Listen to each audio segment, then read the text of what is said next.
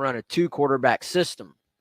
And it was sort of just hinting that, hey, Sellers hadn't locked this thing down because there hadn't been an announcement. And, it was almost hinting at well, if you have 2 quarterbacks, you don't have one.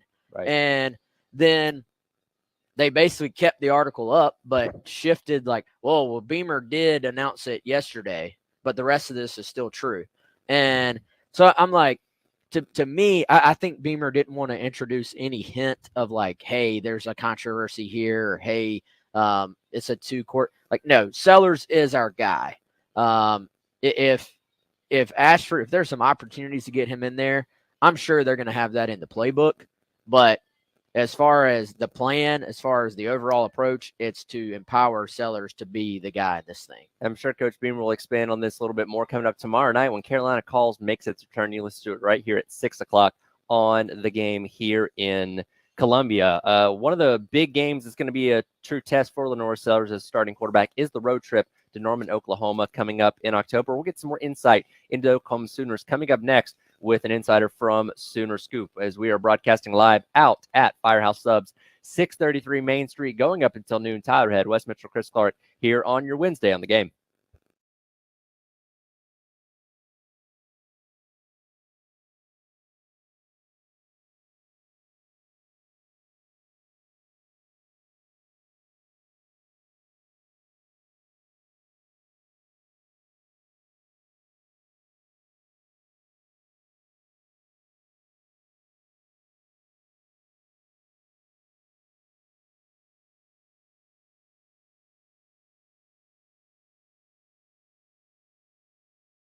Taking all the action this Saturday at Twin Peaks. Enjoy some 29-degree draft beers.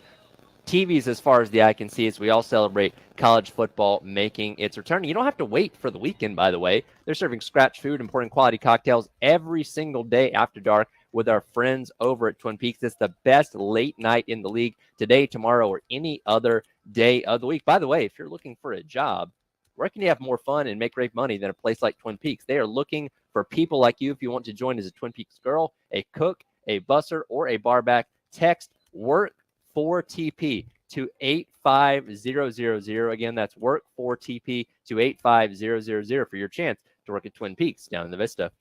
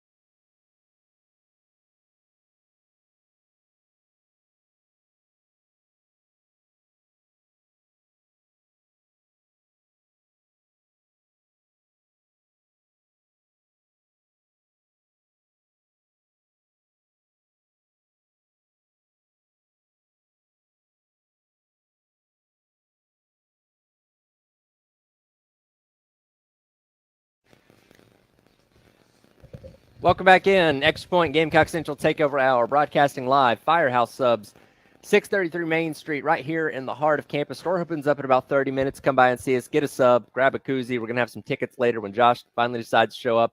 Always a great time when we're out here at Firehouse Subs. We are so amped, so ready for college football to get rolling here in a couple days. And we obviously know South Carolina has a very tough schedule. And one of the bigger games on that schedule is the road trip to Norman, Oklahoma, coming up in October. Going to get a little more insight into the Sooners from Josh McQueeston of Sooner Scoop. Josh, first of all, appreciate your time you're taking for us this morning. You guys are only 9 days away from starting the season against Temple next Friday. Has the reality of playing in the SEC in just a handful of days really set in yet, or is it something that's not going to get here until you have that game against Tennessee a little bit later on in the year? I really do. I think it'll be Tennessee. Now, I will say I think you are seeing, like Brent Venables met with the media last night, kind of talked about, they've got a few little things left to go through, and then basically it's game week prep starting, very shortly for Oklahoma. So with that Friday kick, it kind of puts everything into a little different schedule. But as far as the SEC, I think it's one of those things like that OU fans, can think they're ready for. But once the time comes and Tennessee's coming to town and all the Josh Heupel stories, we know that's going to get a lot of national run just because of that whole connection between the two universities.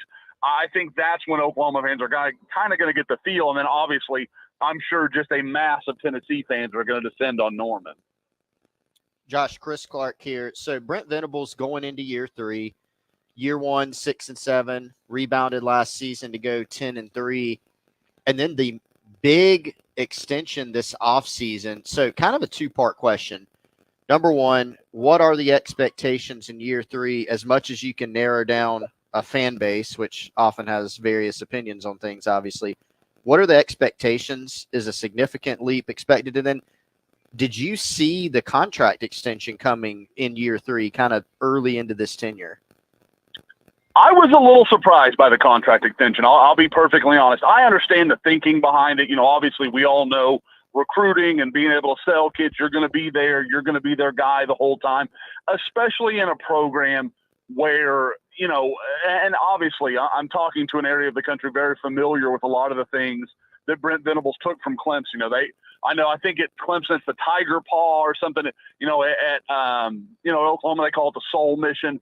Very much about, just integrating players beyond football, what they're going to do with their futures, getting them, internships, all these things that are great things. But I think at the same time, when you sell that much of the culture and those kind of things, you have to be able to say, hey, we're going to see this through.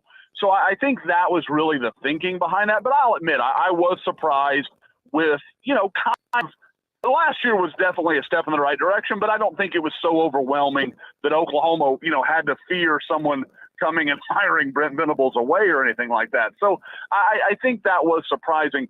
As far as the expectations, I think realistic Oklahoma fans are saying, 8-4 is probably, as low as we're willing to accept. Because, this is Oklahoma. 8-4 is a fireable offense in most, through 70 years of Oklahoma football. So I think they're having to readjust their settings a little bit. But I think most fans are kind of hoping like 9-3, and then anything above that is just, kind of gravy. And with Oklahoma's schedule, you mentioned South Carolina having a really strong schedule. With Oklahoma's schedule at 9-3, the playoff is not out of the question because they're going to have to collect some big wins to put together a record like that. Hey, Josh, obviously these all these final position battles across the country are winding down. I saw on Sooner Scoop, y'all had your maybe depth chart prediction for the season going up.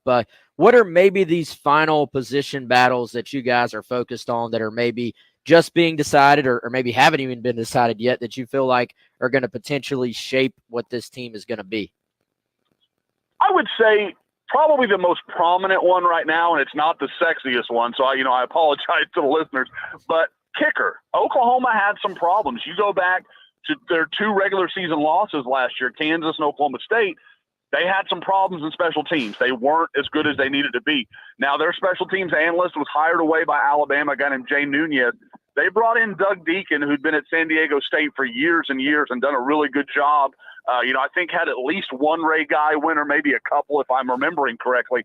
So he's a guy with a lot of track record. They've been very happy with their kind of two kicker competition between Zach Schmidt returns and Tyler Keltner, a transfer from Florida State. So that's going to be big for Oklahoma because they're going to be playing in tight games. You just don't have a schedule like this where you're going to have a lot of easy, field goals and those kind of things. So they need to be able to trust their kicking game.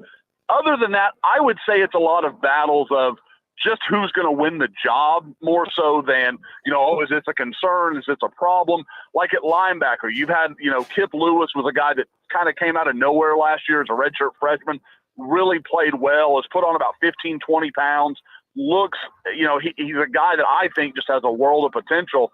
But there's a lot, it's a Brent Venables defense, so he stacks linebackers. There's a lot of good bodies there, guys like Lewis Carter, Kobe McKenzie. And depending on who's playing next to Danny Stutzman, impacts where Danny Stutzman's playing on the field. So there's a lot of kind of interesting variables within that because with certain linebackers, Danny's going to play the Mike, and in certain situations, he's going to play the Will.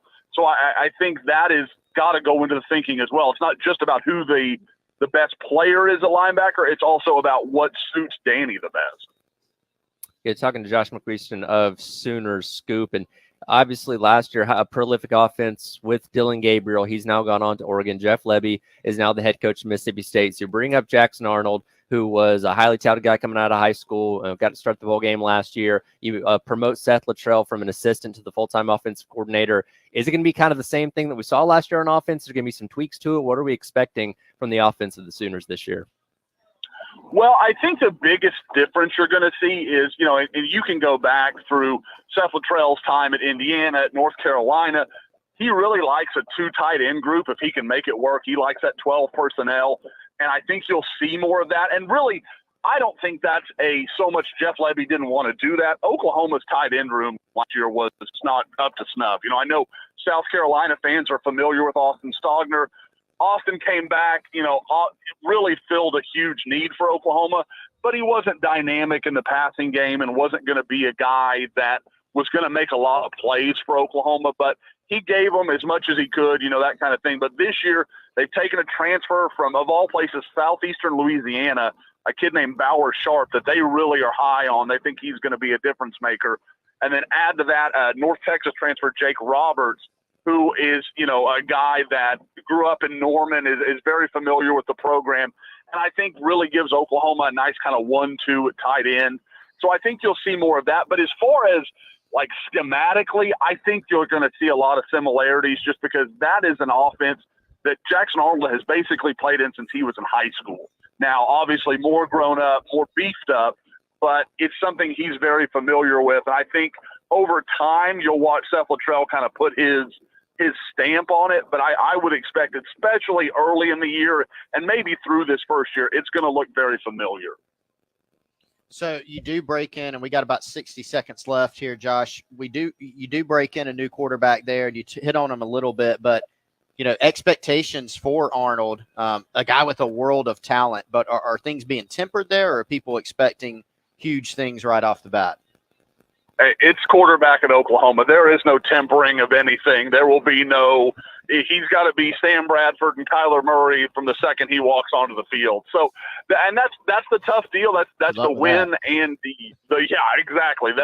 That's the brutal, reality. Oklahoma's quarterback run has just been, historic for the last 15 years, starting really with Sam and going all the way, recently even Caleb Williams starring at Oklahoma as a freshman. So, they've had a lot of success, and I do think there are big expectations. I think early, just to wrap it up, I know you're up against it. With Arnold, I think it's really early on. It's just about seeing his decision-making. He's got all the talent in the world. He can make all the throws. Some throws that, frankly, Dylan Gabriel really couldn't at times. And I think for him, it's just avoiding the catastrophic mistakes, which, Oklahoma ends up 10-3 last year, lost to Arizona in the bowl game, and it was largely down to just some very bad momentary turnovers from the offense. Josh, appreciate your time this morning, and I think all the SEC is going to keep a close eye on what Oklahoma and Texas are doing, especially us here in South Carolina as we await that road trip to Norman coming up in October. Should be a fun year. Hey, guys, look forward to talking to you again. Absolutely. Again, that's Josh McQuiston from the Sooner Scoop. We'll come back, wrap up hour number 1 out here at Firehouse Subs, 633 Main Street, right in the heart of campus. Another SEC coach that's on South Carolina's schedule, getting a little testy with his fan base. We'll hit that coming up. It is the X Point in the Gamecock Central Takeover at Firehouse Subs here in Columbia on the Game.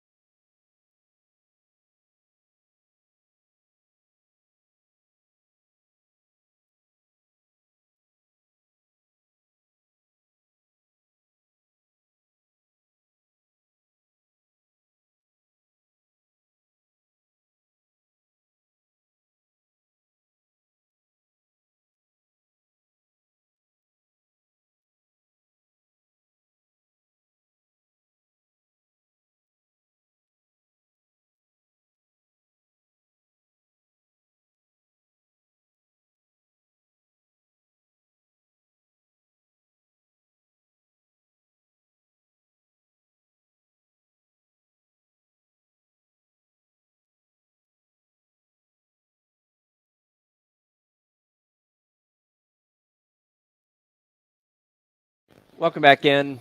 X Point Gamecock Central Takeover live out at Firehouse Subs, 633 Main Street here in Columbia. Tyler Head, West Mitchell, Chris Clark going up until noon. We'll get to Eli Drinkwitz's comments in a second, but some congratulations are in order. Our own Wes Mitchell, officially 10 years at Gamecock Central today. Feel like it's flown by? It's one of those things where in some ways it feels like forever ago. In some ways it definitely has flown by. But yeah, hard to believe. Here we are. Shout out to the boss man, Chew. Shout out to everybody who's listened or watched or clicked or all those things, or read, I guess I should say. But yeah, pretty awesome. I got a take, by the way. Okay. Can I say something real quick? Sure. Before Wes's take. Sure. Don't make me cry, Chris. I probably will, because it's going to be good. You don't know I was going to do this. I actually have something for you. It's a Firehouse sub. I'm going to give it to you in about 30 minutes. We're going to make one just for you. Thank you, buddy. It's an anniversary sub. It Thank can be you, buddy. whatever you want. You know Probably what? the favorite, brisket add bacon. I can see if we can find some little candles you can put in there, No, light no, it, no, and no, blow no, up no, candles, no, make a wish, no. all the whole Just- night. I don't want to risk getting any wax or anything on Tarnish the sub. Yeah, we're going Yeah. brisket add bacon, by the Yes, way. Yes, that's your of favorite. course. Well, I'll get that for you. It's on me. That's, Thank you. what's your take, Wes? So it was just hitting me. Listen to our boy Josh there talking about Oklahoma. These other programs have no idea what they're getting themselves into. 8-4 is a fireable offense around here. Dude, here's the thing about, and I've said this before. As the SEC gets bigger and bigger, because it will, as the Big Ten gets bigger, they have to go back to a division system. Mm-hmm. And ultimately, it's going to have to be people keep calling that pods for some reason, but why can't they still be divisions? I don't really understand that part. You don't have to have just two. Yeah. Yeah, especially if we start creeping up to like 20. The Big Ten's at 18 right now. Like and with all the potential like tiebreaker scenarios and stuff, you can have like 4 or 5 teams with the same record vying for the second spot to go to Atlanta or something like that. Eventually you're going to have to do something, especially if you add more teams down the line. But yeah, for sure. So you and the reason why would it be a little bit watered down? Of course. Oh, you want a division championship, of course, but nobody wants to lose every single season, Sure. and not everybody can win this thing. And now you have 16 teams, and only 2 of those each year are going to go to a title game. Now, before, was that still true? Yes, but you had less teams, and you're not throwing a parade for SEC East champion, Right. but at least it's, hey, we won our division. Yeah. That means something. That's something for fans to be at least proud of. Right. And maybe Alabama doesn't care about that, but I promise you, Yeah. when South Carolina won the East and Oh. beat Florida, I mean, they're celebrating. So Yeah. I think like Oklahoma, hey, 8-4, that's a fire, dude. Not everybody can win in this thing. So I feel like there are just going to be some programs that have to adjust their expectations for what it's going to be on a yearly basis. I know it's a cliche, but you have to show up pretty much every week, or you will get beat in this conference. And one program that had to adjust their expectations when they came into the conference a little over a decade ago was the Missouri Tigers, coming off of a really strong season. Head coach, though, Eli Drinkwitz, had some strong words for his fan base ahead of next Thursday's season opener. Cut number 32 here, Ed. But our challenge is we need to sell out this first game. All right. We're a top 11 program in the country coming off a Cotton Bowl win. And in my opinion, if we don't sell out the first game, then that shows me that we're not where we want to be as a fan base yet. Okay. I mean, that's just the reality of it. Don't sit on the sideline and wait. Well, it's got to be this game. No, it doesn't. Come watch this team and be excited about this team and embrace this team. And the same challenge that I have for our players is let's have a 1-0 mindset. Let's try to be a 1-0 team and be a 1-0 fan base. Don't get excited about the game in November after the bye week. Like, I don't know what that game's going to look like. I know this week next week versus Murray State's the most important game we have. And we need to sell it out because we need to show the rest of the country that we're serious about our program. Eli Drinkwitz not afraid to mince words, and some strong ones for the fan base there, as he doesn't feel like the support's where it needs to be for a team coming off of a 11-win season in a Cotton Bowl. We've already reached the calling out the fan base part of the season. I know. Like, this is a pre-call out, I think. Chris always talks about people being pre-mad about stuff.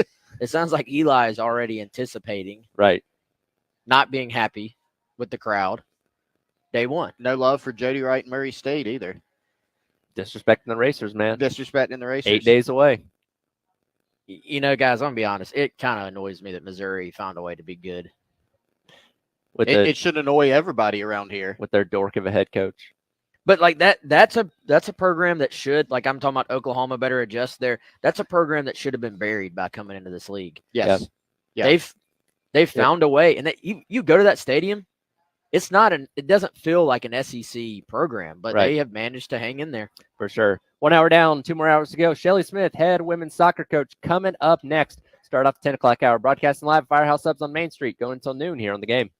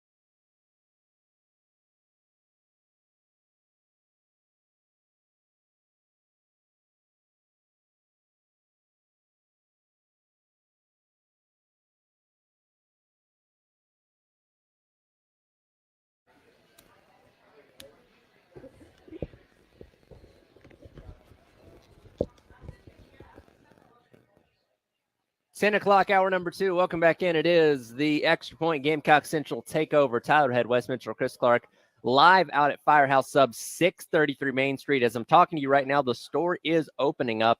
Come by and see us. Get a delicious sub. Grab a koozie. If Josh ever shows up, we'll give away some tickets as well. Come by and see us. Always having a good time out here at Firehouse Subs right here in Columbia. What are you laughing at? Because of Josh? Yeah. Josh will show up eventually. It is time, though, to talk a little bit of soccer. Always thrilled to be joined by the head coach of the Gamecock women's soccer team, Shelly Smith. Coach, first of all, appreciate your time this morning. Know a busy time for you as the season has just gotten rolling, and a lot of buzz coming out of a true freshman, Katie Shea Collins, already kind of setting the world on fire so far, and her debut with the Gamecocks. What can you tell us about her and the way y'all have gotten your season off to a start? Yeah, sure. Thanks for having me. Katie Shea came in and did what we thought she is capable of for sure. We're so excited to have her. Amazing. Play a great head. Definitely highly touted as a player coming out of the high school level and club, and her and her brother are here at school together, and pretty neat. All right, I think we're having some technical problems there with Coach. We'll try and get her back on the line, make sure we can hear her good and properly there. But as I mentioned, Katie Shea Collins, a true freshman coming in, had 3 goals the other night in their season opening game, and really got off to a hot start. And again, Gamecock women's soccer and men's soccer as well gets a lot of support, a lot of excitement around that team and what they do here for the school. And sounds like the team's got off to a really good start so far this season as well. Yeah, Katie was actually named, on Monday, Conference Offensive Player of the Week. So that is a heck of a start. And this is a program, and we're going to talk to Coach about this here in a second. This is a program that has brought back some veterans, but also has added some young players, some freshmen, some transfers that I think are going to make a big impact. We're already seeing that with Katie Shea Collins. So, Coach, I think we got you back there. It was kind of going in and out a little bit, but Katie Shea Collins, quite the debut. What can you tell us kind of about the recruiting process, getting her to this campus, and y'all's expectations for her here in year one? Yeah, we're obviously. I was trying to say before, we're so excited to have her here. Her and her twin brother chose South Carolina, and they're here together, and they love the family environment. And so we're excited to have them continue here. And you saw already what she can do. Bright star for the future and also this season. And we try to put the best environment forward for our girls, and they have to figure out where they want to study and spend their years of playing college athletics. And we're lucky to have Katie Shea. Such a great kid, great person, and can't wait to see what she can do. The unfortunate news for us is she got pulled into the U20 camp in Columbia for the World Cup. So we'll miss her the next couple of games, but she'll be back and ready to go for us the rest of the season. Coach, it's kind of an interesting dynamic I feel like you all have in that you did bring back some just veterans that have played a ton of minutes for you all throughout their time here at South Carolina, but then you add in some freshmen and some transfers as well that are going to make a big impact, it appears. So how is that dynamic? I mean, obviously, I would imagine it's a good thing from just a talent standpoint to kind of have that, but how's the dynamic of sort of getting everyone on the same page, kind of building that camaraderie and all those things, and just implementing a new team and getting everyone on the same page? Yeah, that's definitely the challenge this year, and it is a good problem to have, as you said. Our roster's a little bit larger just due to having fifth-year seniors come back to spend their last year with us, with the extra year with the COVID season. So it's so nice to have experience coming back and have these senior leadership, but the young ones, it puts a strain on them trying to kind of get time on the field, and we're trying to balance that and bring those younger players along. So we have really good depth, and it's just kind of figuring out the best combinations and who starts and who needs to come in. And it's a challenge, but it's an exciting one. A good problem to have. So we're thrilled with where we're at, and the older players that have come in have really welcomed the young kids, and that's what we expect the program, and they've done that tremendously well. And Katie Shea and others were a beneficiary of that coming in and being able to play right away and make an impact. Coach Smith, Chris Clark here. Thanks for joining us.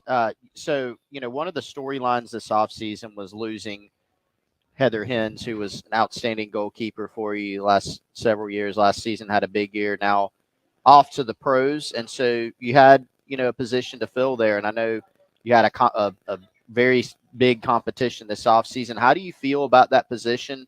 How do you feel like it went the first game? And tell us about some of the players that you're taking a look at there.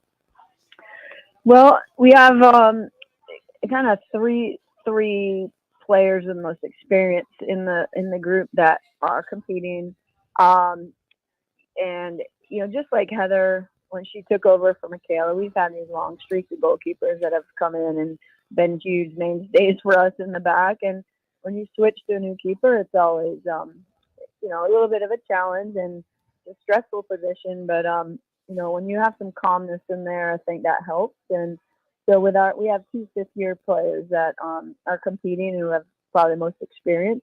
We have a tremendous talent in Christina Sayusis, who is, a rising redshirt sophomore player. And, things didn't go as well as she would have probably hoped in the first game, but overall she does very well. And we gave up a goal that she would love to get back. And but that's kind of what we saw in Heather when she first came in. And so we know that it takes time, and players like Heather grow into be great goalkeepers for us, and that's what we have in Tina and Taylor Fox. We have a Jenna Bucknell came in as a 5th-year student from Bucknell, Hall from Bucknell, and she brings her experience. So it's actually a tough job for Coach Marnie Mayer, our goalkeeper coach, to decide who plays when and what halves and so forth right now too. So that kind of depth is tremendous. And so we'll keep working on it until we really solidify who kind of wins that role for us. Again, talking to head women's soccer coach Shelly Smith here on the Extra Point Gamecock Central Takeover at Firehouse Subs on Main Street. Coach, this game the other night against Furman, it was noted it was the second largest crowd in program history. And we talk a lot about the rise of women's sports, and obviously the soccer program has been very consistent with you at the helm. What does it say that people are now seemingly more invested than ever in what you guys are doing? Yeah, I think we try to, obviously promote the sport. It's growing. It's continuing to grow across the world and in women's sports in general. And we've had a great product on the field here for many years. And we try to make the Stone Stadium an exciting place to come and cheer us on. And our students, our fans have been absolutely amazing. We had a record attendance for women's soccer last year in the country. And that just continued here into our first game, our first match. And it's exciting for the players, exciting for the fans to come out and start the fall season off, getting ready to cheer on some other sports here coming this fall. But, we hope to continue that kind of crowd. And we really appreciate that fan support. Gamecock fans are the best. And we love that we can, put a great team on the field and hope to bring back postseason play at the end of the year and bring some more excitement to Stone Stadium. But of course, we are very appreciative for the fan support. Yeah, and Coach, I know it's not everybody's favorite subject, but NIL is obviously a huge part of college athletics right now across every single sport on this campus. So how important in women's soccer is it for you all to, or fans are listening right now and maybe they want to support South Carolina women's soccer a little bit more as well? How important is the NIL aspect to making sure that the girls on your roster are, have access to those resources? And of course, that's something that recruits are going to look at when they make their decisions as well. Oh, for sure. It's affecting all sports. It's gotten a bit crazy. And we try to make it so it's accessible to our players in the program those that want to work at it and have the chance to earn some extra income as they're playing college sports, but also in the recruiting process, it's becoming more and more important. And we're seeing that every time we have a recruit on campus now. They're rushing to get to places, and there's been a lot of things thrown at kids. So we're trying to live in this new world of recruiting and figure it out. We have a supporters group called Familia, which we've worked with for several years now, and that's a way that fans can get involved, but also give back to the program to help us continue to compete for championships and give our players the best experience possible is really what our goal is as coaches. We're hosting an auction this weekend, things like that we're trying to do to, give ourselves some leverage here as we go forward and support the program in general. We have another coach on staff. We brought back former player Taylor Leach, who was a pro player after she played here for us for several years, and we brought her back on the staff, and that's something we also support financially with the help of the university. And so it's things like that to help the program give these girls the best opportunities here as student athletes. And so any help we get is always welcome and very appreciated. Coach, last one for you here. Next game coming up Sunday night, 7 o'clock at Stone Stadium, taking on College of Charleston. What are we looking forward to in this matchup, and what kind of crowd can we be expecting for that one? Well, I'm hoping the students can come out again. I think Sunday night, hopefully have a little study break and cheer on the Gamecocks. And we've had some great, like I said, fan support. Love for more crowds to come out, and hopefully it's a good time and some great weather come Sunday. But Charleston is always a very good in-state opponent. It's a challenge for us for sure. And it's going to be a tough match, but another match that we can start to continue to get ready for SEC play. And just hope to score some goals here in front of our home crowd while we have a chance to be at home against the in-state type of rivalry game. Certainly looking forward to it, Coach, and I'm sure we'll be checking in with you as the rest of the season goes along. Want to wish the best of luck to you and your team, and excited to see what you guys do this year. Appreciate you joining us. Yeah, thank you so much. Appreciate it, guys. Absolutely. Again, that is head coach of Gamecock Women's Soccer, Shelly Smith, joining us for a couple minutes on this Wednesday. We'll jump back into the football conversation coming up next. Real quick, though, I want to remind you this Friday, our Summer Golf Classic at Charwood Golf Club in West Columbia. Still a chance for you to sign up for some. Give Charwood a call at 803-755-2000 register. Again, 803-755-2000 register for our 1-7-5 game annual Summer Golf Classic this Friday at Charwood Golf Club. We'll let you hear what Beamer had to say yesterday about the wide receivers as they're trying to narrow down who exactly the guys are going to be. That's coming up next. Going broadcasting live at Firehouse Sub, 633 Main Street, going up until noon. Tyler Head, Wes Mitchell, Chris Clark here on the game.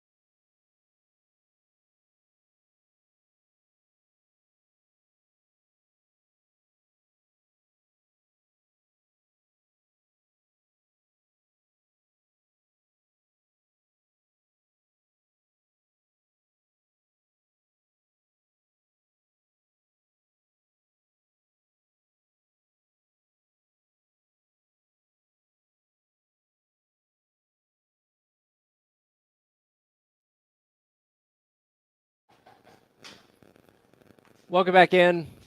Extra Point Gamecock Central Takeover.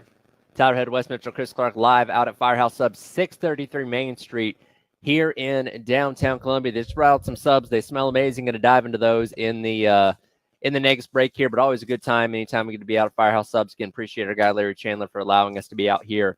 Once again, want to dive back into the football conversation. Again, thanks to Coach Shelley Smith for joining us there for a couple minutes talking some Gamecock women's soccer. Okay, we know Lenora Sellers is a starter. We got that. That wasn't really a concern there, but we're still trying to figure out exactly what's going to be happening as our guy Dreamy Josh makes his appearance. 10:19. That's actually a little bit earlier than I thought he was going to get here, but he finally arrived. The food came out literally 2 minutes ago.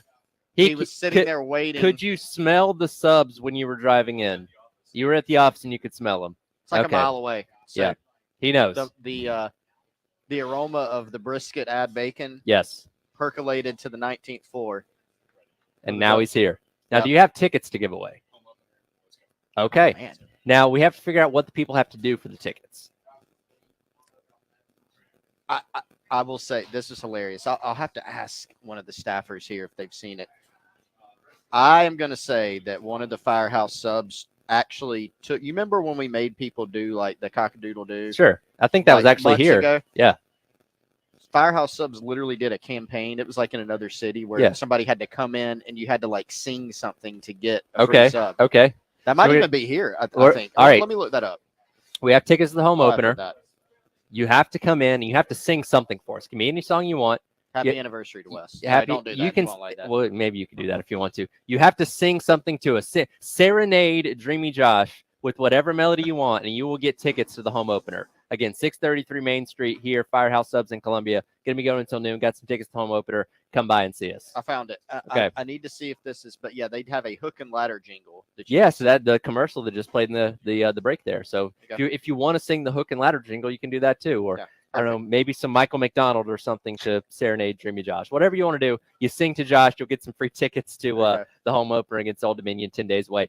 Getting back to the football conversation, though, as I mentioned, we're trying to figure out what exactly this wide receiver room is going to look like. Let's go with cut number 4 here, Ed. This is Shane Beamer yesterday talking about narrowing down that position group. Good question. Really, I think it depends on what those guys can do. Special teams is going to be a big part of it, Alan. And ideally, if we're playing 3 receivers, typically most snaps, you'd love to have 3 guys and 3 guys that can back them up, which is 6, and then, 2 or 3 swing guys. So ideally, 8 or 9. Could it be less than that? Sure. Especially depending on how the tight ends come along. Could it be more than that? Absolutely. But it's going to be because they're really good special teams players, So we did it again yesterday. We met with Joe, the staff met with Joe DeCamillis and went through kind of every position. And I've got in my mind, a preliminary 74 that will go to the first SEC away game. And that 74 right now has 9 receivers on it. But if we're going to take 9, then we're counting on a couple of those guys being really, really good special teams players. And that's the same case at a lot of positions, running back, defensive end, defensive back as well. But I've been part of different aspects of it. But again, to me, every week, it's what gives you the best chance to be successful. So, case in point, that didn't really answer any of our questions because I believe there's 13 scholarship wide receivers. So taking 9 of them doesn't exactly narrow it down, as we're still trying to figure out, okay, who are going to be the ones actually catching passes in game number 1? We have a rough idea, but we don't know for sure exactly. Well, a few things there. So I feel like it was maybe a week or 2 ago where we were talking about the receiver rotation and how you had 9, 10 guys all vying for spots in that kind of top 6, because you're not going to play. I don't think. I could be wrong. Could be proven wrong. Have been before. I don't feel like you're going to get into SEC play and you're going to look through the snap counts or be watching the game live and go, man, they've had 9 different receivers all play, 20 snaps each. I don't think you're going to see that. Right. Yeah, at some point, you're narrowing that thing down, and probably sooner than later. But my question, you really even travel 9 receivers? And if so, you do have to make sure, hey, they can play a lot of special teams. And so it looks like right now we have as he said, preliminary answer, because he he's got a preliminary list in his mind or on his desk or wherever of, hey, we're going to take 74 guys on the first road trip, and we're going to take 9 wide receivers. So that begs the question of kind of who are they? I think it's probably the same 9 guys roughly that we've been talking about, to kind of get a spot in that top 6. But so we know that. We know 9 guys won't play a ton of actual receiver snaps. A lot of them play special teams or be there as reserves. Who are the guys that are going to play the most? And I have continued to hear guys, even since like last night. Mazio Bennett is going to play a ton. I think he's going to start.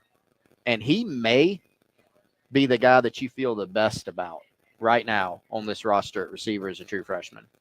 I think we've consistently heard that he has been the most consistent wide receiver. Yes. And that's kind of how I have taken to phrasing it. Like, I think that's the most accurate way to say it. He's been the most consistent guy. And I think that's a word that's going to come up a lot. Like, I wouldn't be surprised when Dow Loggins talks, I think, later today, right?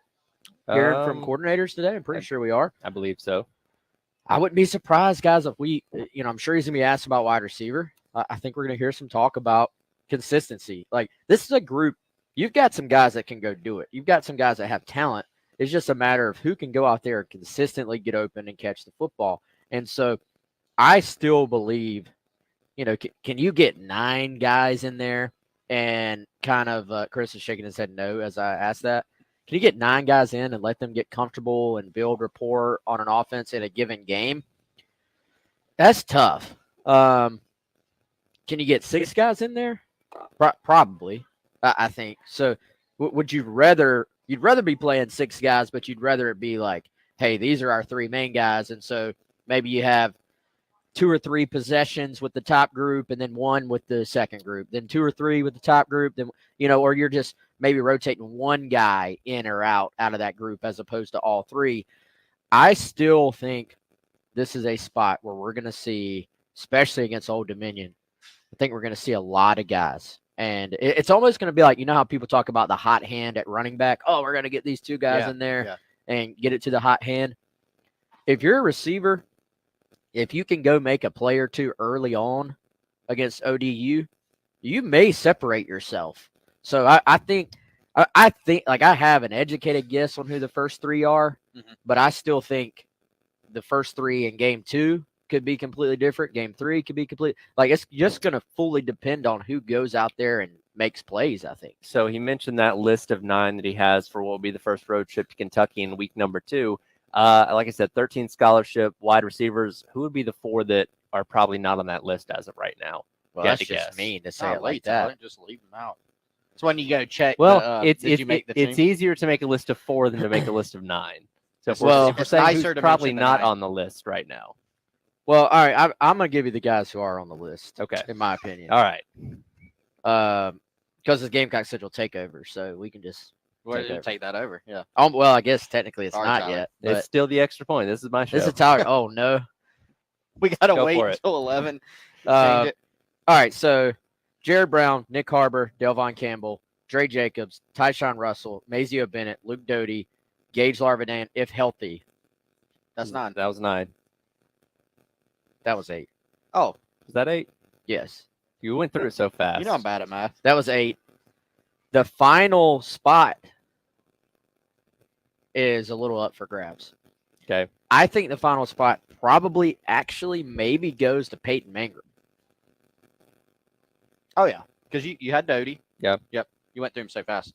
Yeah, Doty's going to play more than people think. I think so, too. I got Mangrum. Mangrum's played special teams. Mm-hmm. He's gotten some reps at receiver, especially last year. He's former walk-on, but he's earned a scholarship. That's who I would take as number 9. Yeah. Yep, I'm with you.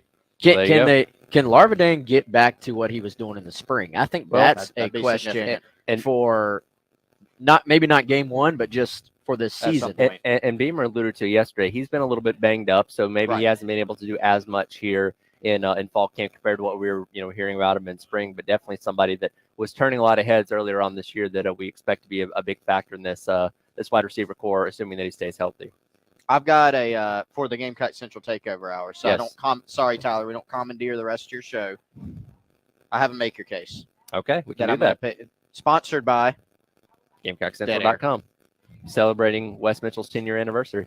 Yeah, and you can celebrate by going to GamecockCentral.com using Yes. promo code Kickoff24, get 50% off an annual subscription. Oh, By there the you go. way, That's why we Well, pay the big bucks we're- to sponsor this segment. Well, we're going to go Exactly. celebrate with some Firehouse subs as Ooh, we're out here at delicious. Firehouse Subs. Coming up next, as we do each and every Wednesday, going to talk some NASCAR with Jen Jensen from the early game, again, broadcasting live at Firehouse Subs, 633 Main Street, going into noon. Got some tickets. If you come by and sing to Dreamy Josh, you'll get tickets to the home opener against Old Dominion. Tyler Ed, Westminster, Chris Clark, going until noon here on the game.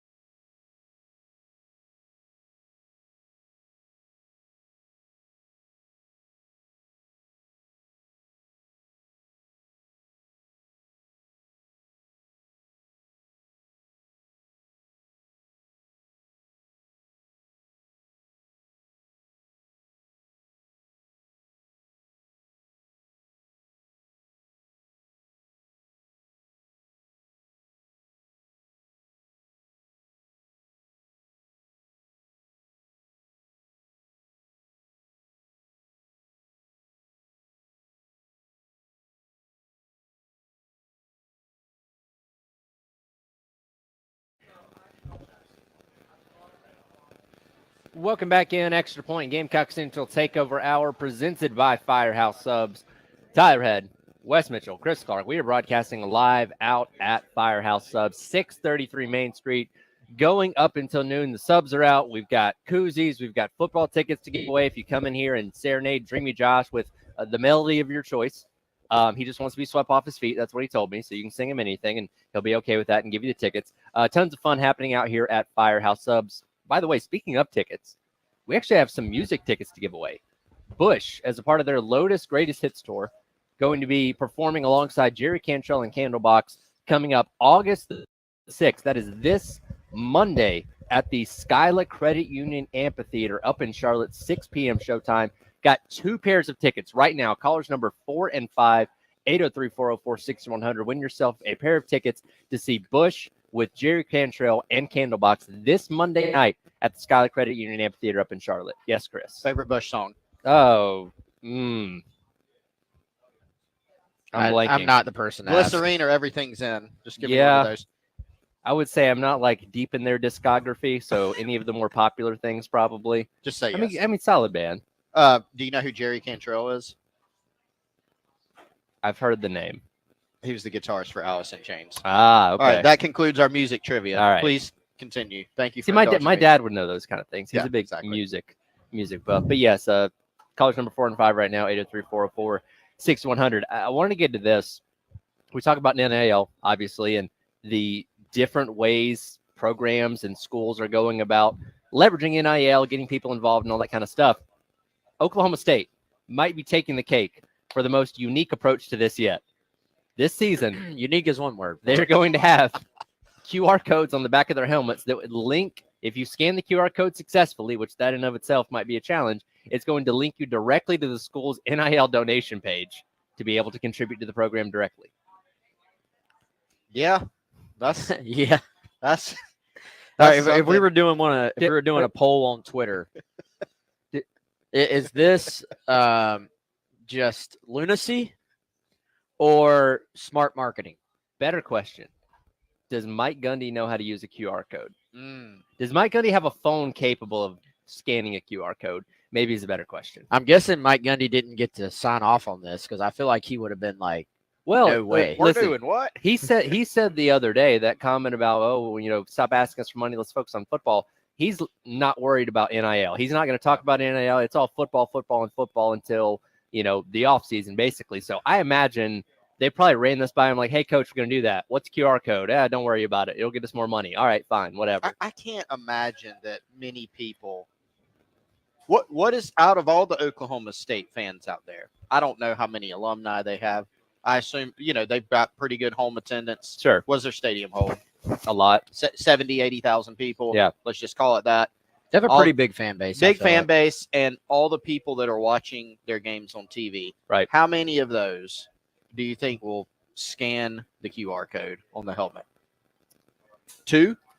Maybe a couple. I don't think it's going to be this groundswell of, oh, my God, we're suddenly getting in millions more dollars because of this Oh, absolutely QR not. code thing. I think they'll just scan it just to be like, does this work? Yeah, Where does it take me? Just So- curiosity. That's my question, because for anybody that's scanned a QR code on a computer screen or a TV screen or whatever, it has to be like focused in and still enough where you can hold your phone up to it. It scans it where you can click the link. Like, things move so fast in football, unless they just set a dedicated camera behind a helmet that's like sitting on the bench or something. I don't know if this is going to be on the screen long enough where a lot of people can scan it and use it.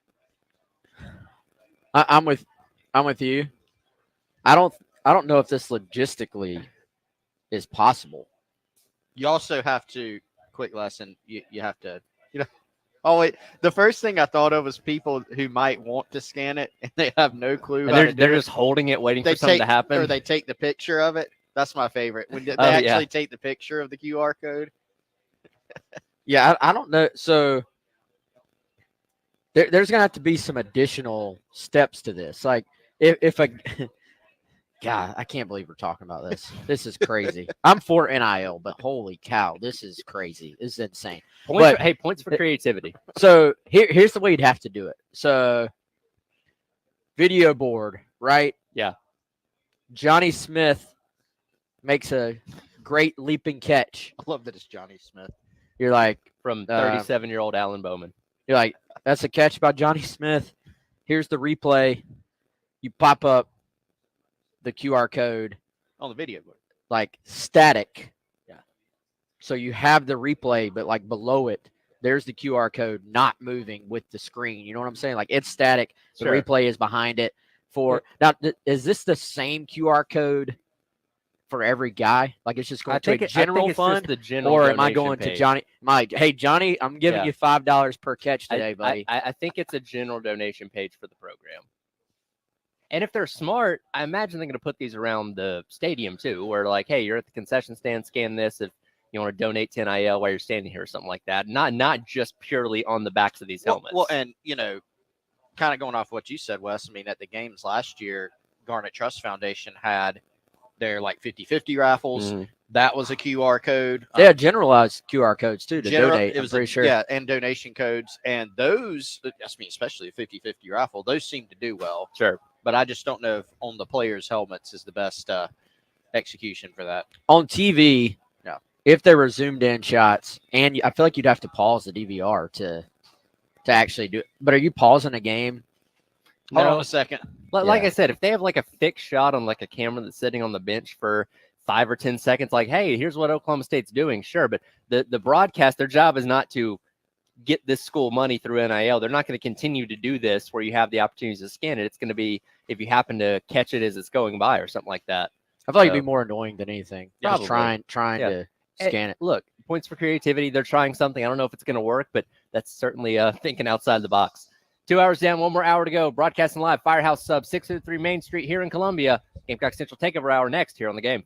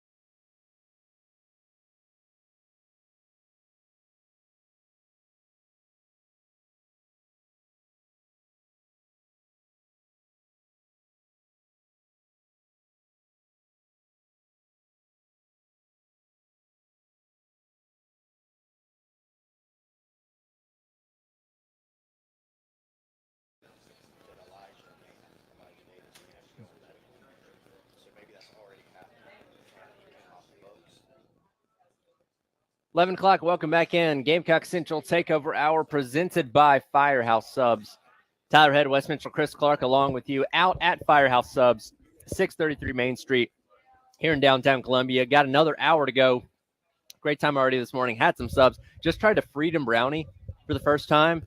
Blew my mind. Life-changing. Crispy brownie, a little flambe on the icing there. It looked like that's the words that Chris Clark used. So I'm just repeating what he said.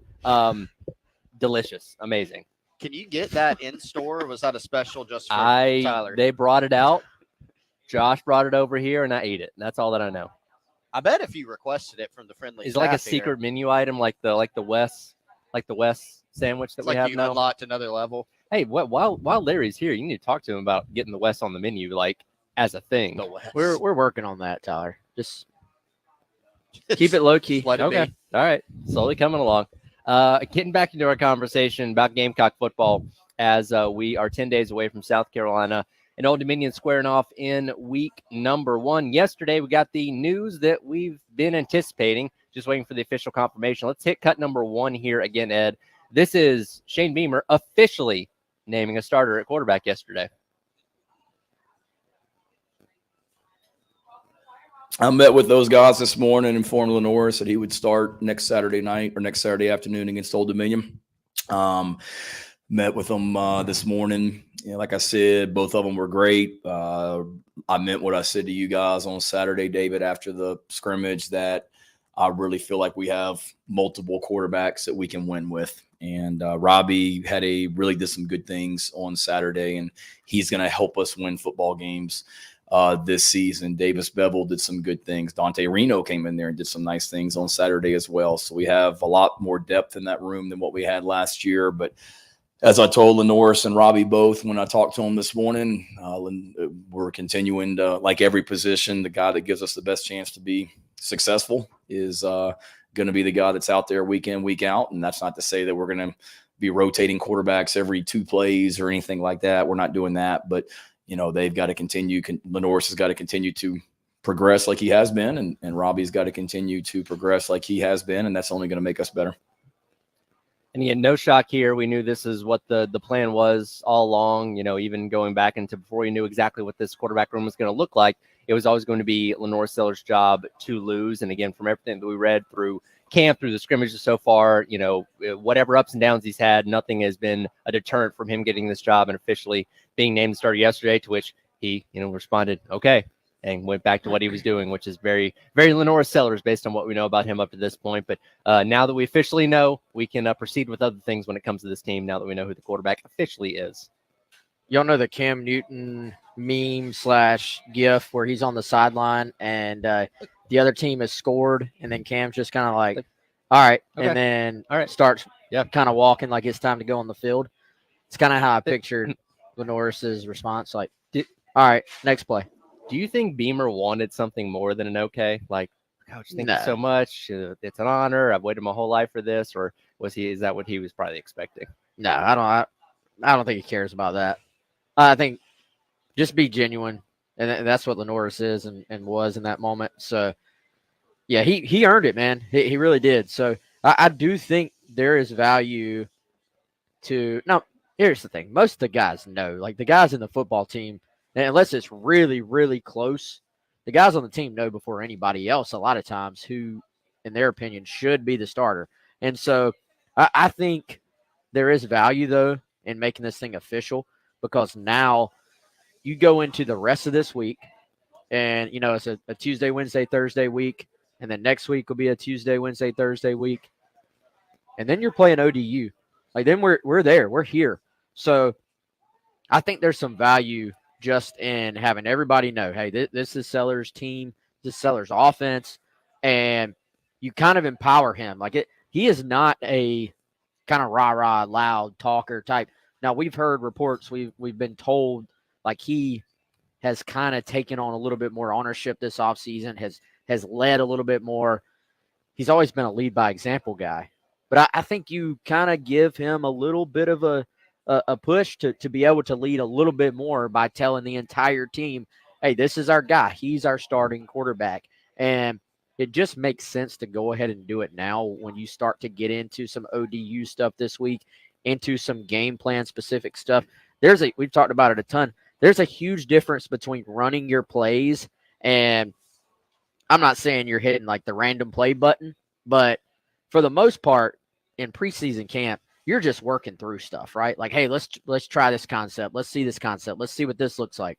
Once you start getting into a game week, that's when every rep on the field matters, because you're working on the very specific plays that you are going to run on that Saturday and trying to get comfortable with those. So I think the timing on this is perfect as they turn the page to actual ODU game planning soon. Yeah, and when you get into that point where you're graduating from camp to, game one prep, season prep, and you're now narrowing down your reps, right? So in practice, it's not about, hey, here there's a competition at this particular spot. Let's continue rotating in with the ones, etc. Now you're really narrowing things down. So as Wes said, you can put in that game plan. So when you do that, it makes sense to when you have a position battle, you would go ahead and anoint a starter. And so now they've done that. The second part of it is once you have done that, because we all know sometimes behind the scenes for a variety of reasons, depending on the situation, whatever is going on behind closed doors, sometimes coaches are going to come out and say what's going on, and sometimes they're not. Sometimes they're going to keep certain things in-house, whether it's injuries or a position battle or whatever the depth chart may be. There can be so many things that fall into that category. Sometimes who's going to start at a spot might be one.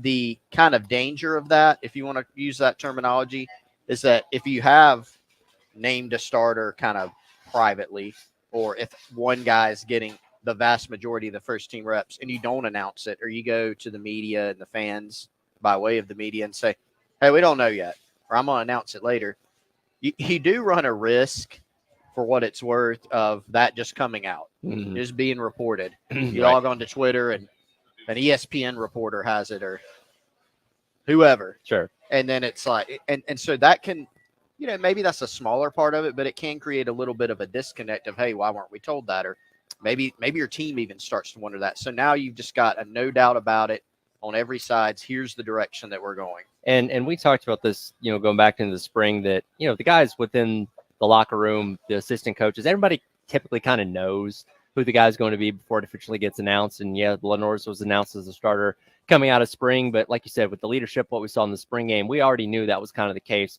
before anything was said about it. And I imagine that was probably the case running through camp, through these scrimmages, these past couple weeks as well. It's like, yeah, he's not the starter in name just yet, but he is the guy that's leading the charge as of right now. And until he goes out there and does something just awful that would take the job away from him, it's his job to lose. Yeah, and I think, like we talked about in the open, there is a difference between just a guy being handed the job. There's a difference between a guy, and not that a coach would ever admit this, but sometimes a guy might sort of win a job almost because like nobody just took the reins and ran with it, and so by all indications, that's not the case here. Like he's been very consistent throughout the offseason, which I think is a pretty good sign when your coach is talking up your consistency. And we know what type of upside he has. Like a lot of times, guys with upside that Sellers has, it's more just, hey, a flash here, a flash there, a big play, but then maybe a negative play. And so I'm sure there are going to be freshman moments. There's going to be young player moments. That's just what's going to happen at the quarterback position.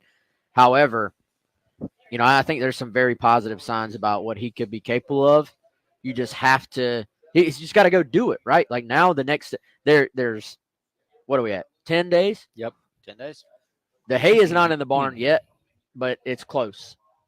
So soon the hay is in the barn, and then it's just go do it, and let's see what it looks like, and then let's learn from that. So, and on the mistakes thing, yes, leave room for that. Leave room for that with really any player, but particularly at the hardest position on the field, in the hardest conference in the country, against one of the more difficult schedules, even when you're counting the most difficult conference in the country, and in year one as a starter. Accounting for all that, I think it goes back to a question that you've asked a lot, Wes, and that is, how does the staff administer this situation? How can you make it easier on Lenore Sellers? When do players tend to make the most mistakes, particularly young players, it's when they're under pressure. It's when they're trying to do too much. So that's why the run game is so big for South Carolina. We all expect them to be somewhat better almost by default, but you must be significantly better. We talked about this, I think, last week.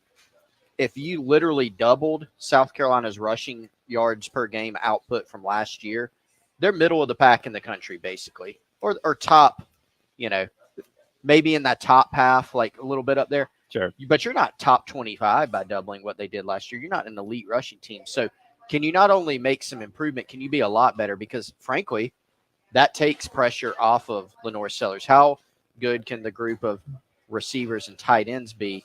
Can they go out and make some plays for him? Can you get guys that can go out and win some 50-50 balls? I mean, the best quarterbacks in the country rely on their receivers to make plays. So a lot of questions there. Look, Lenore Sellers is good enough and talented enough. One of his best attributes, he's going to be able to make you right when things break down and make some plays for you.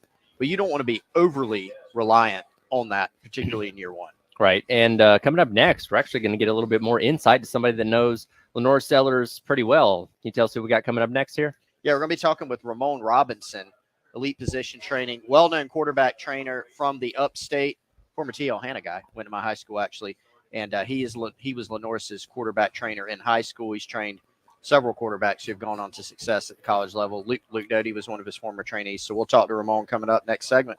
Yeah, we'll get his thoughts on Sellers officially being announced as a starter and what kind of insight he can give us into the Gamecocks' new quarterback for 2024. Again, we're broadcasting live at Firehouse Subs, 633 Main Street, right here in the heart of campus. Come by and see us going up until noon. We got subs on the table. We got our guy Josh here ready to give away tickets if you can come and sing to him. We got koozies the whole 9 yards. Always a great time here out at Firehouse Subs in Columbia. On Friday, by the way, going to be out at Charwood Golf Club in West Columbia for our annual Summer Golf Classic, which if you want to sign up, there's still an opportunity to sign up your foursome. Give Charwood a call at 803-755-2000 to register. Again, 803-755-2000 to register for our 1075 The Game Summer Golf Classic. Ramon Robinson talking Lenore Sellers coming up next. Gamecock Central Takeover Hour presented by Firehouse Subs on your Wednesday on The Game.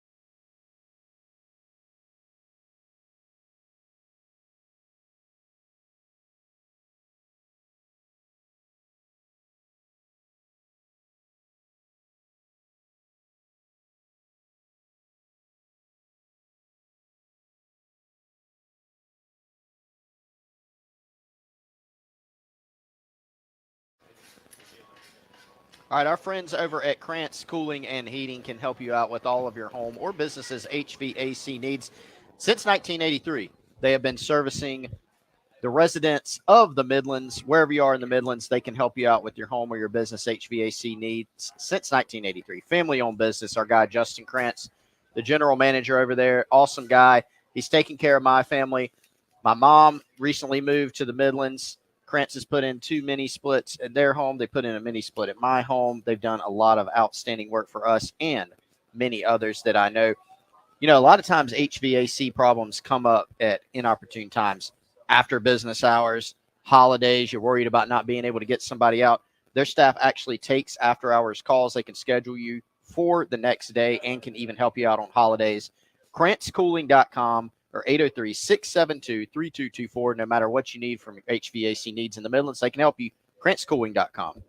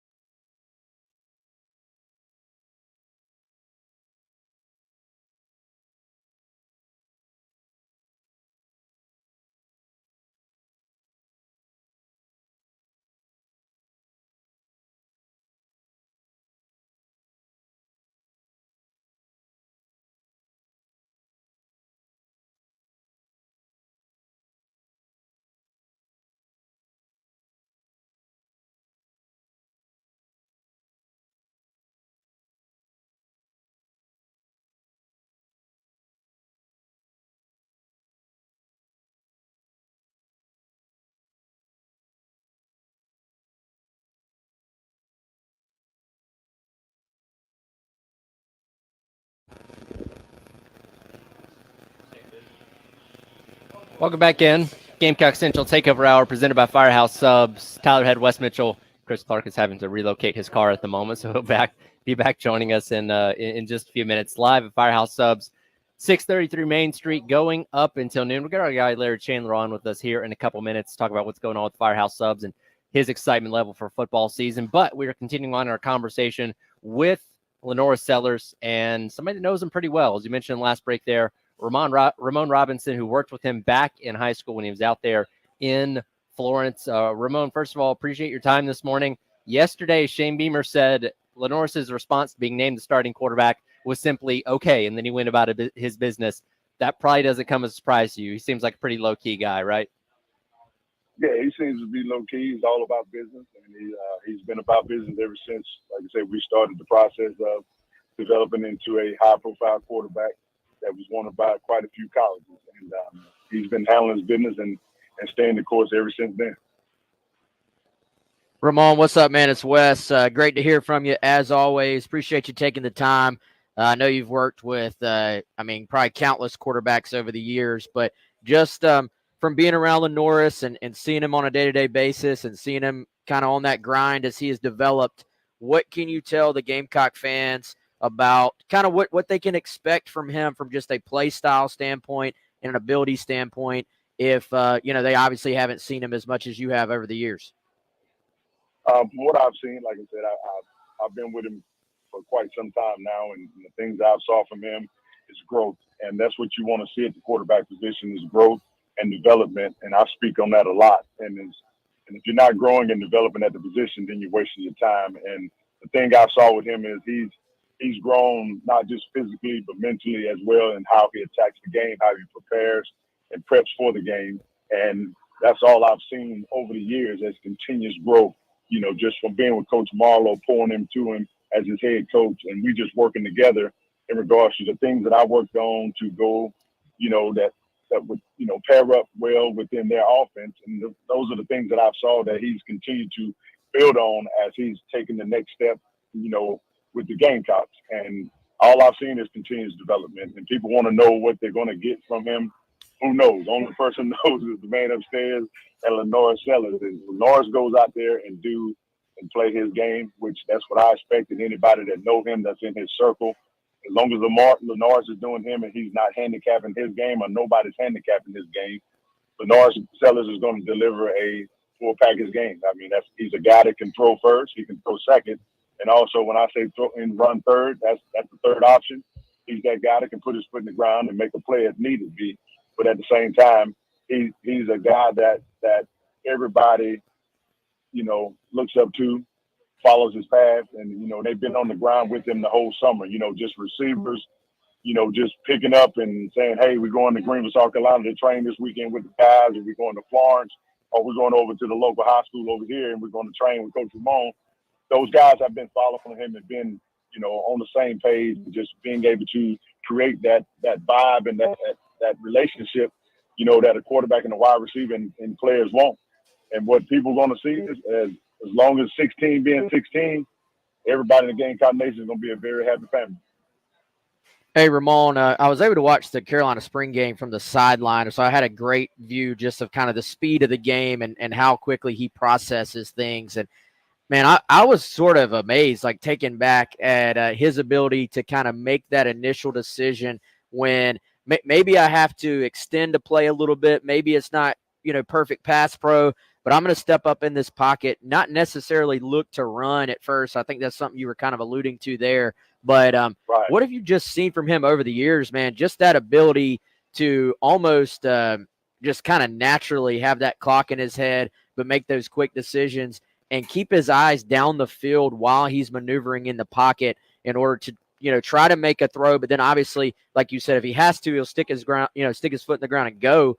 But I just loved his ability to keep his eyes down the field as he's extending plays. Right. And that's the thing. Things that I do in my training, whether it's a footwork drill, whether it's doing ladders or cones and things like that, I emphasize that all the way back to the guys I've had way before him in college. Always keep your eyes downfield. I'm not worried about if you hit a cone or if you hit the ladder.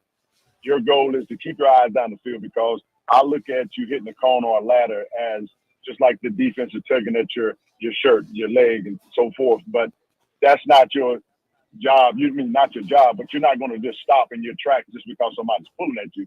At the same time, your job is continue to keep your eyes down the field to see what the defense is doing as you're escaping out the pocket or making a pocket movement. And those are things that I stress to any quarterback from a first grader all the way up to the pros is always try to maintain and keep your eyes down. And those are the things that you're going to not just see with Lenore, you will see with any young quarterback if they stand the course and trust in the process when it comes to developing and being comfortable to stay in that pocket and knowing when to elude and when to make the right move to continue to stay in the pocket or if it's time to go. And Lenore, to tell you, I stress when we first came and said, hey, look, our first job is to take command of the offense, sit in that pocket, go through our reads. In order to go through our reads, we have to know what we're doing and within our offense. We got to know what read one is and read two. And if it's the third option, that's either going to be a throwaway, you tucking the ball and running, or checking down to the running back.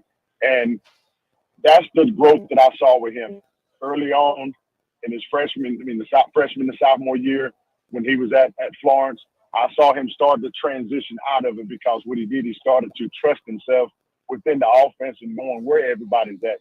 Like right before he got hurt his junior year. Right before he got hurt his junior year, everybody thinking that, oh, this was one of those senior things, senior year. He's just, jumping off the charts. No, this was a process, and we're talking about development. That's what you want. He got better from a freshman to a sophomore to a junior to a senior in Marlowe's offense, and Marlowe's been a very great key factor in regards to his development as well, just because of the fact that we've always worked together, and that's what you want. And if you want the best out your quarterback, everybody got to be on the same page in regards to the success of the kid. And it's not about you, it's about the kid that's at hand right now.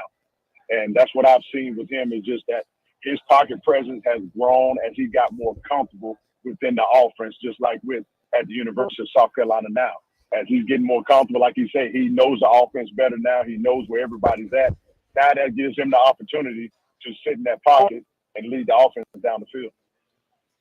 Again, talking to Ramon Robinson, who was Lenore Sellers' quarterback trainer when he was in high school at South Florence, and we have high expectations for him, obviously. Anytime you're a new starting quarterback, especially in the SEC, you're going to make mistakes. There's going to be interceptions. There's going to be broken plays. Those kind of things are just part of playing quarterback, especially at this level. How does Lenore Sellers respond to adversity, and how can he compartmentalize and not let things affect him as the season rolls along? I think he just got to handle his job and not get caught up into the hype of there's a lot of hype right now that's going on, and he's done a very good job of not paying attention to what's going on social media. He's just been handling his business, and we all know if you get caught up into what people are saying, you're going to derail what you're trying to do. That's going to always derail what you're trying to do, because if you're sitting here looking and listening to the opinions of others and getting caught up in it, whether there's the good moments and the bad moments. There's a 24-hour, some people say 24 hours and 4-hour rule.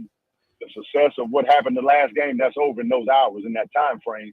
But I just think that if he continues to do what he do and continue to be the guy that he's, become as a young man and everything that's been instilled in him from his family, that he continue to do him, there's going to be great things. And I don't think there'll be a lot of distractions, regardless of if he's playing in the SEC or wherever. It's just a matter of him continuing to be him. And I always say that as long as Lenore continues to be Lenore Sellers, there's great things ahead. Well, Ramon, I think we've all been very impressed for everything that we've seen and heard out of him up to this point. Very excited to see what he's going to do when things get rolling next Saturday against Old Dominion, and what this redshirt freshman season is going to look like for him. I appreciate your insight, and we may be checking with you on down the road as well. Yes, sir. And thank y'all for having me on. Absolutely. Again, Ramon Robinson, who worked with Lenore Sellers back when he was in high school as his quarterback trainer. We'll come back. Believe our guy Chris Clark has a buy or sell for us to dive into. We'll hit that coming up next. Again, broadcasting live out at Firehouse Sub 633 Main Street down here in downtown Columbia, right in the heart of campus, going up until noon. We got subs, got tickets to give away if you come and sing to Josh. We got koozies, the whole 9 yards. Great time as always out here at Firehouse Subs. Come by and see us going until noon here on the game.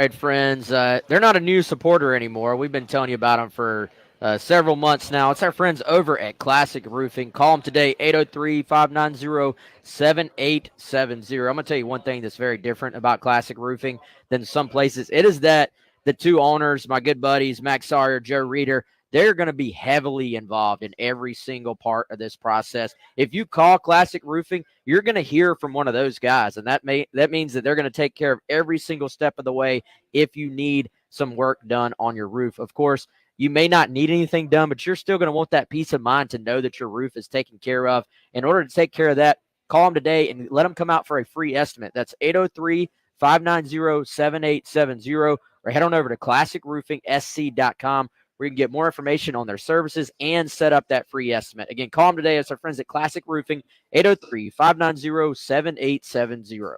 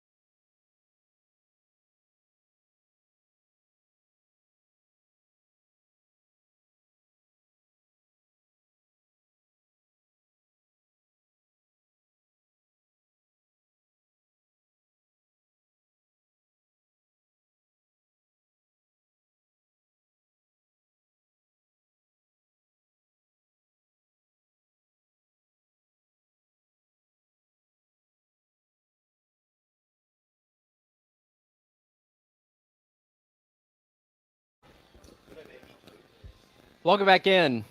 Gamecock Central Takeover Hour presented by Firehouse Subs. Tyler Head, West Mitchell, Chris Clark along with you, 633 Main Street here in downtown Columbia. By the way, if you haven't heard earlier, tomorrow night, the return of Carolina Calls with Coach Beamer, 6 o'clock right here on the game, as we'll hear his insight on this mock game week as we get set for Old Dominion just 10 days away from now. Chris has returned from running from the law in that last segment. Glad to see you've not been incarcerated. No tickets. You just had to find a new place to park. We're good to go. Good to go. Good. All set. No problem. Trying to be a good citizen. We try. Well, and shout out to the nice Columbia police officer that was able to come in and ask who drove what vehicles instead of just ticketing you or towing you or something like that. So he was at least kind enough to do that. It would have been very disappointing to go out and see the old boot on the car.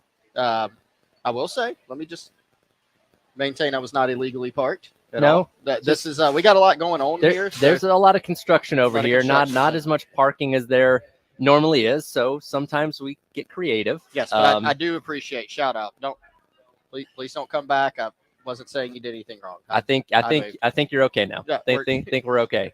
We talked about this a little bit earlier. Wanted to dive back into this, but you had an idea for a make your case. Hit it, Ed. Aha! There There we it go. is. It's back. Make your case until further notice. Presented by GamecockCentral.com. I'm just making that up, Tyler. Kickoff 24 Well, promo code. let's see. Our Half off an annual. Our guy Josh is here, and maybe one of these days we can find a sponsor for Make Your Case and buy or sell. We're working on it. Hey, Make Your Yeah. Case sponsored by Firehouse Subs. There you go. There you go. Yeah. Unofficially. Yeah. So here's what we're gonna do. We did a version of this going into another year where it was unclear which guy was going to be able to lead South Carolina in receiving yards. Okay. Who's going to be the leading receiver? And I specifically remember doing it before the 2022 season. I don't know if we called it Make Your Case back then. I don't think we did. But what it was basically, hey, which receiver is going to lead this team in receiving yards? Or who's going to be the top dog? Right. And at that time, the guys, it was Josh Vann, who was coming off of a very nice season in 2021. Yep.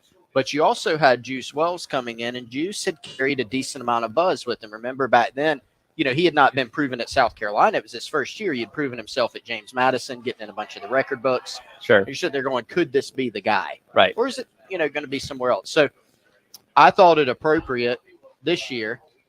Let's make your case for who you think is going to be the leading receiver in the 2024 season for South Carolina, given some of those same questions. It almost feels like something you could just throw darts at a board, and whatever you land on probably isn't like a terrible answer because you did lose Xavier Leggett. You lost Trey Knox. Amirian Brown got some touches when he was healthy a season ago. So it really is almost kind of like starting over when it comes to this wide receiver room. And as we talked about a little bit earlier, we have roughly 9-ish guys that we expect to be on the travel roster here in a couple weeks when they go to Kentucky in week number 2. The leading receiver from last year that's returning, and are we counting tight ends in this? Yeah, tight ends can count as well. I mean, you can count it. I mean, if you really think a tight end is going to lead this team in receiving, sure, throw a tight end in there. Which that's probably unlikely. Probably not what you want by come season's end, because that means we have a lot of issues with the wide receiver room. But what I was saying is Josh Simon is the leading returning receiver, 28 receptions, 256 yards, 2 touchdowns season ago. As far as pure wide receivers, Nick Harbor, 12 receptions, 195 and 1 touchdown. Now, I think a lot of people want it to be Nick Harbor because that means he will have progressed and developed to where they need him to be that number one wide out guy. I don't know if he's going to get to that point or not. He certainly can as the season comes along, but there could be a couple of games where maybe he's not quite up to speed yet and gets a little bit more of limited touches. Man, again, it's kind of like darts at the board here. Can I shoot for Jared Brown? I mean, I don't think that's a terrible answer. He's gotten a lot of buzz through spring practice, through camp, and obviously he's somebody that you can use in a variety of ways as well. And Dow Logan seems very excited about what he brings to the offense, so I'll go with that for now. That makes a lot of sense. I need to go back in the record books, by the way. I might do that during the break. So it's not great radio to be sitting there pouring over a record book on air. Where my head went, if you look back at history, there are probably not many. I may be missing a very obvious one, but I know like Brian Edwards was not the leading receiver in 2016. As a freshman, it was Deebo Samuel. Pharaoh Cooper as a true freshman. Pharaoh. He did not lead the Gamecocks in receiving as a freshman, right? So I'm trying to go back and think, am I missing somebody that's just blatantly obvious that led the team in receiving as a freshman? But here's where I'm going with that. Can we totally rule out getting to the year's end and saying Mazio Bennett led the team in receiving? Very I don't possible. think we can because we just spent some time today, and we're not. You're speculating in that you would still have to pick. Hey, I think it's going to be Mazio, but it's not elite because Wes said earlier, and I agree with him. In terms of consistency throughout spring, summer, and preseason camp, probably been the most consistent receiver. Right. And at a position where there are question marks, you're often going to fall back on that consistency. This is a guy that, yes, he's a freshman. No, he doesn't look like a Nick Harbor on the field. He's not 6'5" and runs 4.3, whatever. The physical tools, there are probably some guys on the team that are, there are some guys on the team that are bigger, faster, et cetera. But he's very advanced as a route runner. He's very savvy. He's one of those guys that's just a football player. He just knows how to get open. Sure. And so Shane Beamer said yesterday, hey, he's going to play a lot. I think game 1 against Old Dominion, he's going to be out there with the ones. And when you have a guy that in practice has been the most consistent guy, not just in preseason, not just in spring, like both of them. Right. I think Jared Brown's a good pick, but I think you could. Should I go way out on the limb and say Mazio Bennett? You can go whichever direction you would. Again, there's no wrong answer here. Yeah. I do think, again, when you're talking about maybe traveling 9 receivers on your road games and having 9 guys that are in the mix, I think a few of those guys are mainly going to be there to travel and play special teams. Right. You're probably more than likely than not, you're going to have 2 or 3 guys that play more snaps than the rest that are your starters. And we'll see how much Mike Furry decides to rotate. Is it a little bit more 50-50 between guys 1 through 3 and guys 4, 5, and 6? Right. Maybe. Or is it a little bit more like the starters play 75%, the others play 25%?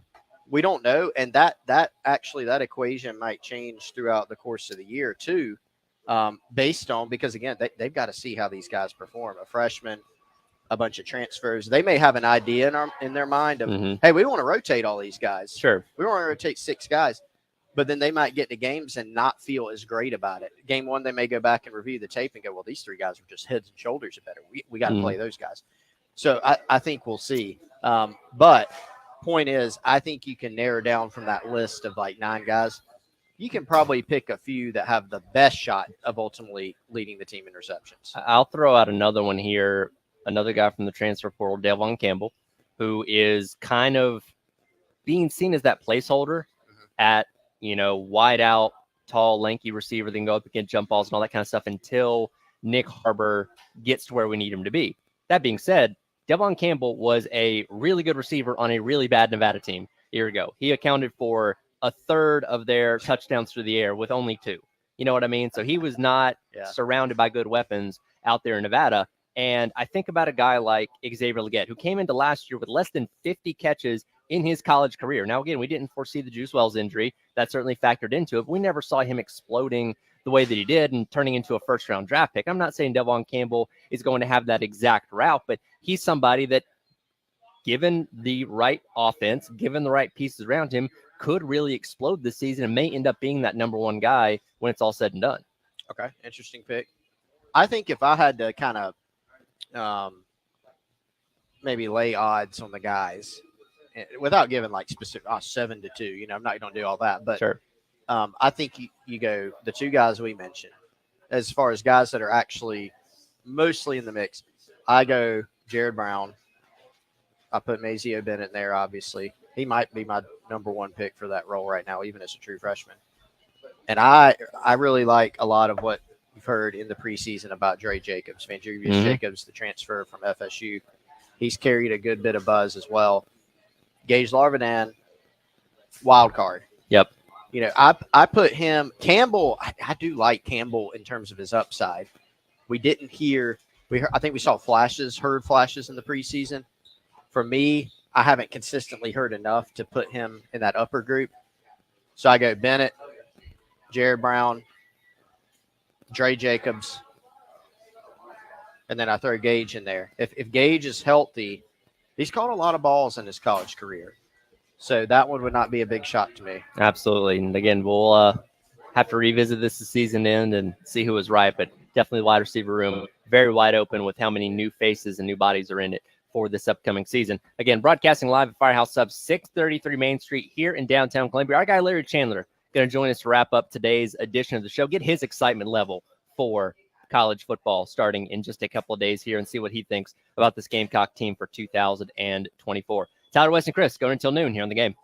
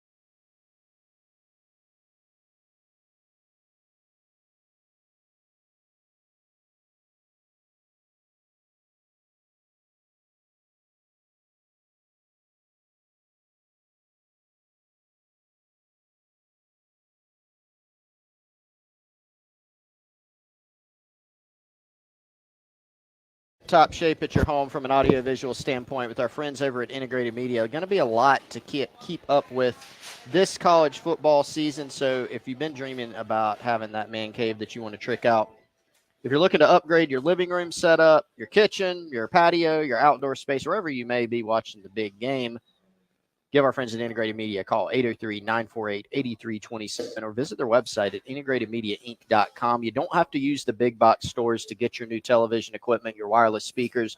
You don't have to call the internet company to help you with your signal. This local business that's been to my home and been out to West Mitchell's home can come out of yours and help you with all that. To get some examples of some past work, to get some inspiration, Integrated Media Columbia on Facebook or Instagram. Go check out a lot of the awesome work they've done in the past. Or again, give them a call. Michael, Nathan, the team at Integrated Media, 803-948-8327 or integratedmediainc.com.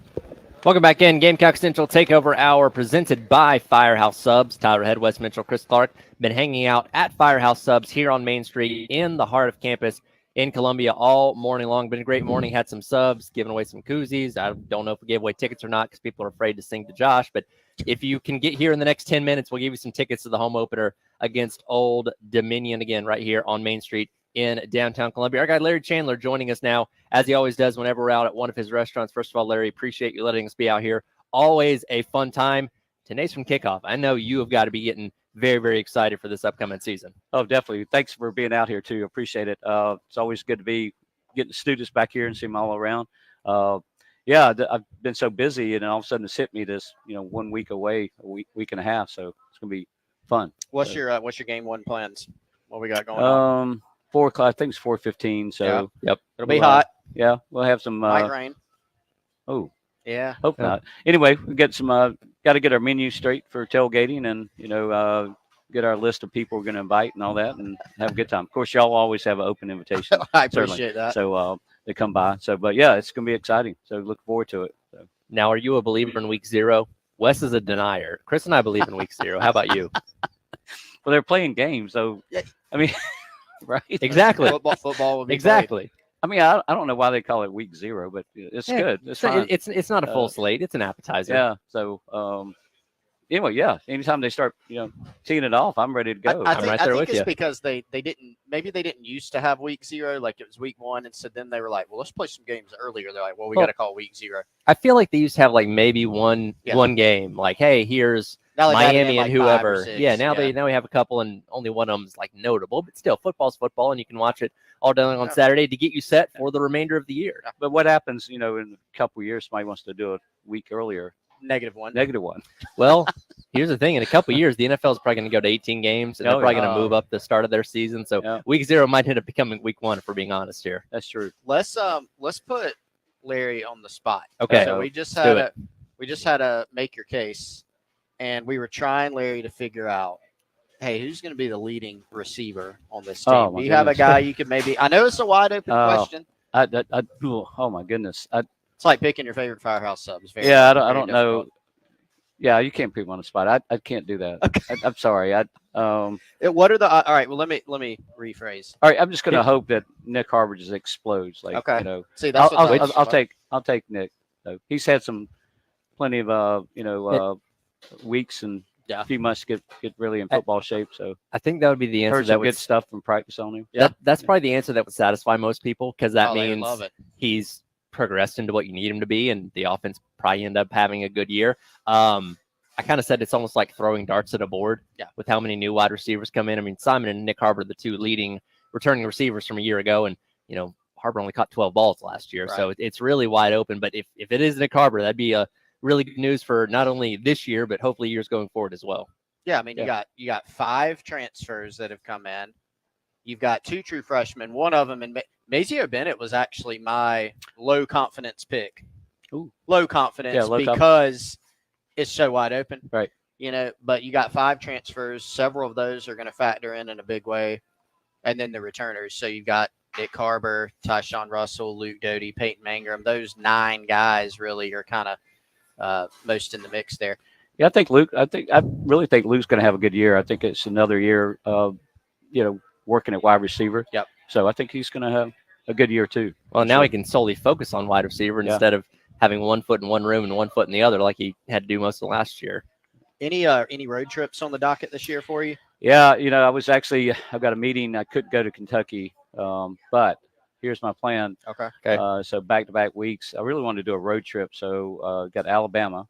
So then what I was thinking about doing is driving from Alabama to Dallas, stay there, and then drive over to Oklahoma City, go to the game, need to rent a car, fly back after Oklahoma. So that's a 10-day trip. Now, this is me as a 20-year-old thinking.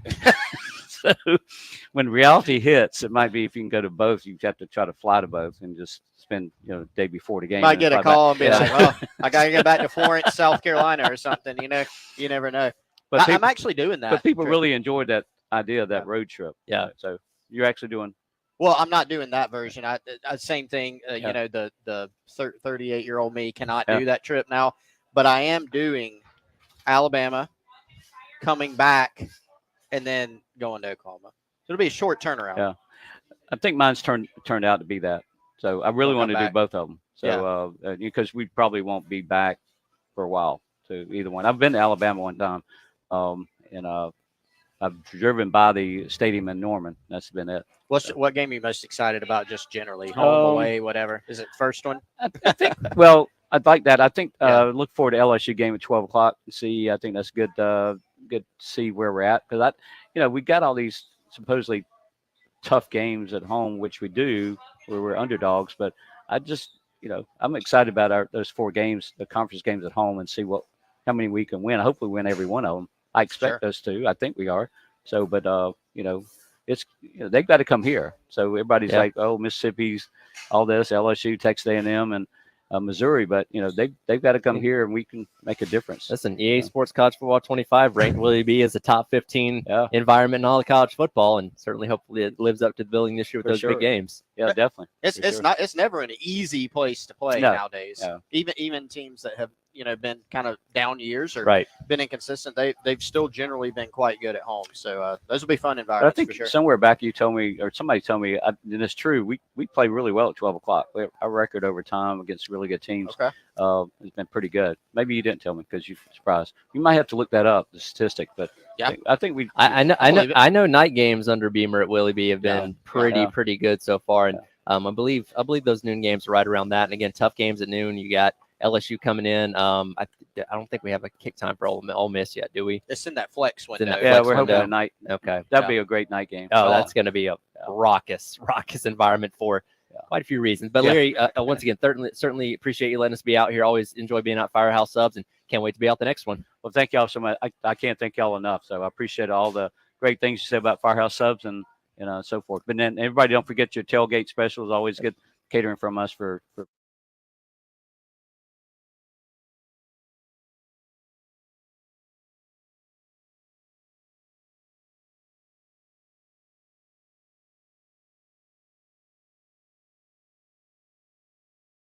Let me tell you a little bit more about the 14 different Midlands Firehouse Subs locations. Shout out to our guy Larry Chandler. Thanks for joining us and letting us be out here on Main Street.